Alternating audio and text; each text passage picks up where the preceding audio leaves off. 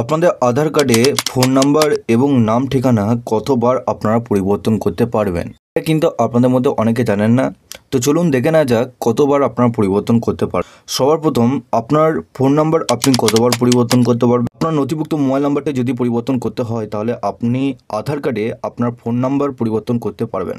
আপনি কতবার আপনার নাম আপডেট করতে পারবেন। আপনি যদি আপনার আধার কার্ডে নাম পরিবর্তন করতে চান তাহলে আপনি জীবনে মাত্র দুবার এটি করতে পারবেন। অর্থাৎ আপনাদের যে আধার কার্ডটি আপনি বানিয়েছেন ছোটো থেকে, সেটা কিন্তু আপনাদের একবারে 60 বছর অবধি আপনাদের কিন্তু মাত্র দুবার আপনাদের নাম পরিবর্তন করতে পারবেন। কখনো কখনো এমন হয় যে নামের বানানের কিছু ভুল থাকে, সেক্ষেত্রে আপনি তা দুবার সংশোধন করতে পারেন।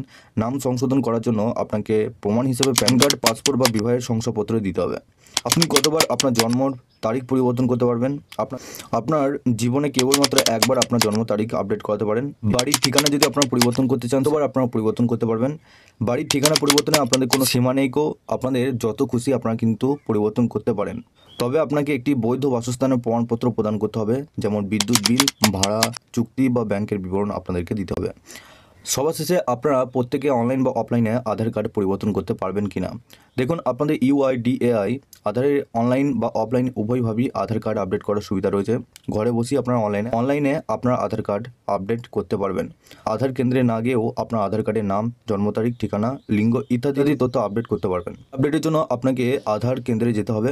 আপনি যদি আপনার আঙুলের ছাপ বা আপনাদের আই স্ক্যান পরিবর্তন করতে চান তাহলে আপনাকে আধার কেন্দ্রে কিন্তু যেতে হবে। এছাড়াও আপনি যদি আপনার মোবাইল নাম্বার পরিবর্তন করতে চান তাহলে আপনাকে আধার কেন্দ্রে যেতে হবে। আধার কার্ডে এই সমস্ত ডিটেলসগুলো পরিবর্তন করতে হলে এতবার কিন্তু আপনারা পরিবর্তন করতে পারবেন 60 বছর অবধি। ভিডিওটিকে ভালো লাগলে অবশ্যই বন্ধুদের সাথে শেয়ার করবেন, সাথে চ্যানেলটিকে সাবস্ক্রাইব করে বেল নোটিফিকেশনটা অল করে দিয়ে যাবেন।